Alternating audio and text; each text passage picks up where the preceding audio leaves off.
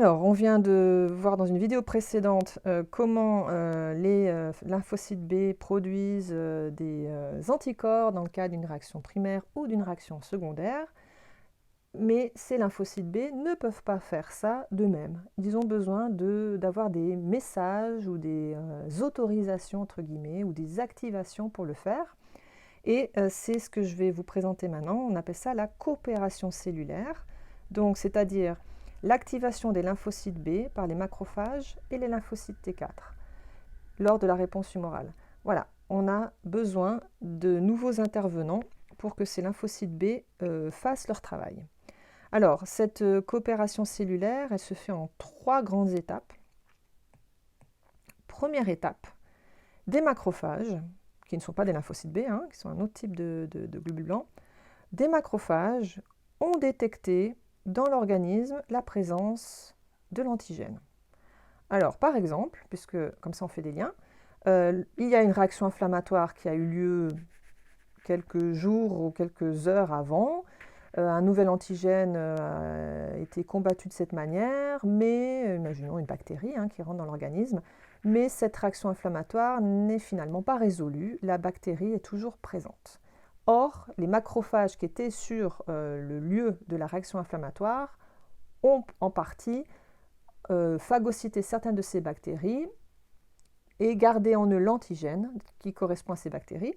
Et ensuite, cet antigène, ces macrophages s'en vont de la zone où la réaction inflammatoire s'est déroulée et ces antigènes vont présenter sur leur fameuse protéine du CMH2 qu'ils ont sur leur membrane plasmique des fragments, des bouts de cet antigène à l'extérieur. On verra ça tout à l'heure sur le schéma. Donc, ils présentent ça à l'extérieur.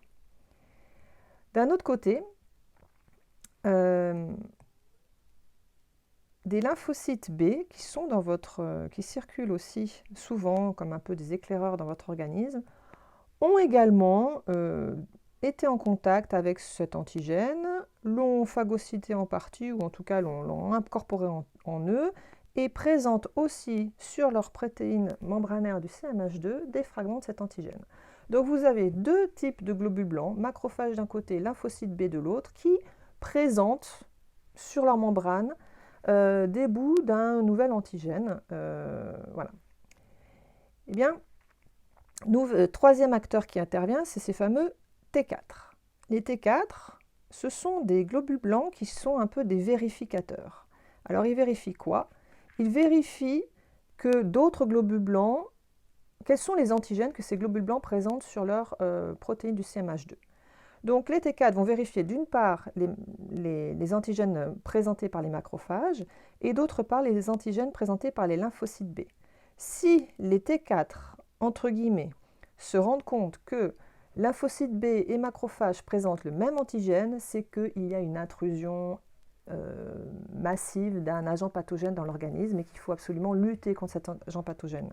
Donc dans ce cas-là, ces T4 vont libérer des molécules qu'on appelle des cytokines, qui sont des protéines, et ces protéines vont avoir un rôle de donneur d'alerte et elles vont obliger, entre guillemets, les lymphocytes B à produire leurs anticorps. En tout cas, comme on a détaillé tout à l'heure. Donc, la réponse humorale ne peut se réaliser que s'il y a coopération cellulaire entre ces différents leucocytes. Macrophages, T4 et lymphocytes B. Alors, à la page 454 de votre livre, vous avez justement une figure qui vous illustre cette coopération cellulaire. Alors, nous, ce qui nous intéresse, c'est surtout la partie de gauche, avec l'immunité humorale. La partie de droite montre une autre action qui existe aussi, qui se fait en parallèle, qui implique les fameuses cellules tueuses, les fameux T8, qui sont, eux, des globules blancs qui vont plutôt tuer les cellules infectées par un virus ou tuer, par exemple, les cellules cancéreuses.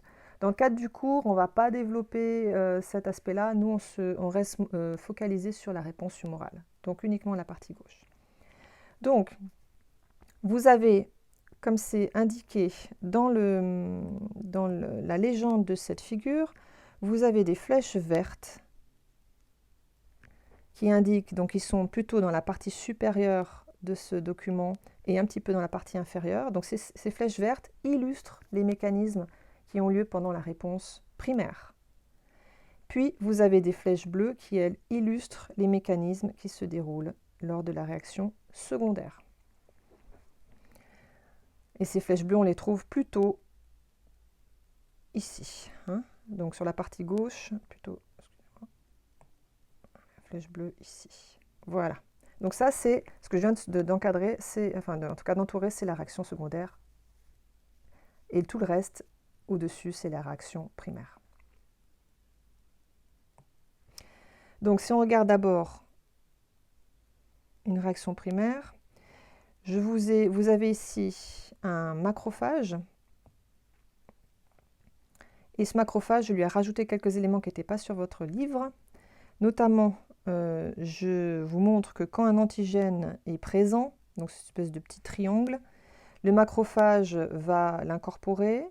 Ce macrophage est entouré de protéines qu'on appelle les protéines de CMH2 sur sa membrane plasmique. Une fois que le macrophage a incorporé l'antigène, il va le positionner sur son CMH2. Donc ce qui est écrit ici. Donc il présente cet antigène.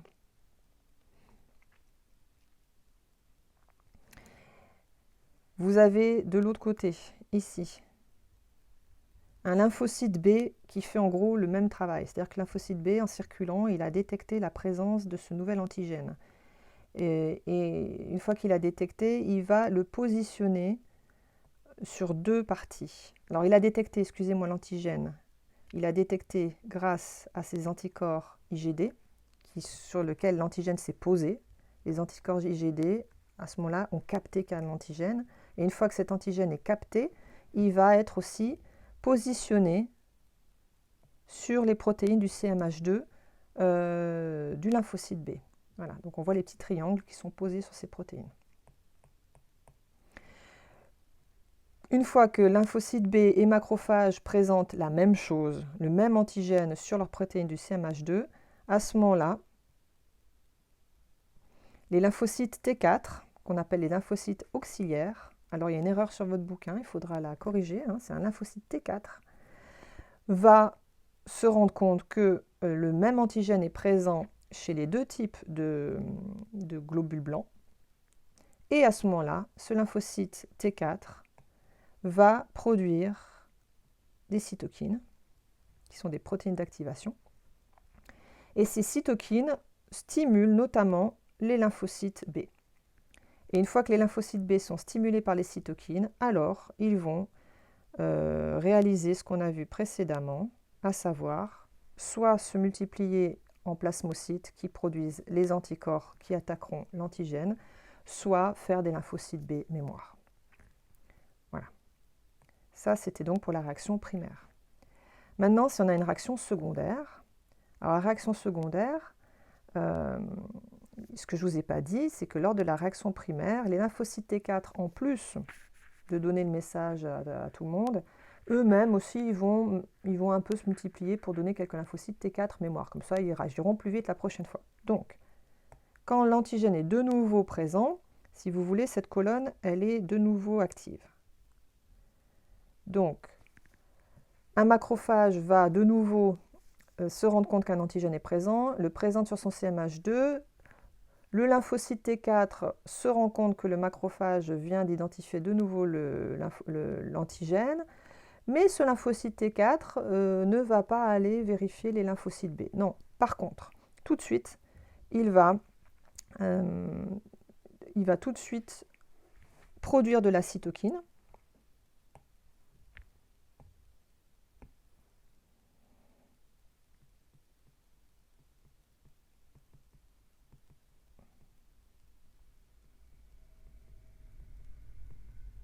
Voilà. Et ces cytokines produites tout de suite vont stimuler directement les lymphocytes B mémoire. Et à ce moment-là, les lymphocytes B mémoire vont entamer une réaction secondaire en se multipliant de manière très très massive en plasmocytes. Et ces plasmocytes vont donc produire les anticorps nécessaires. Donc, vous voyez bien ici que le rôle important de ces lymphocytes T4, donc je vous rappelle, dans le cas d'une réaction primaire, ces lymphocytes T4 vérifient d'abord que et macrophages et lymphocytes B portent tous les deux le même antigène pour mettre en place une réaction primaire. Mais dans le cas d'une réaction secondaire, ces lymphocytes T4 ne vont pas vérifier que les lymphocytes B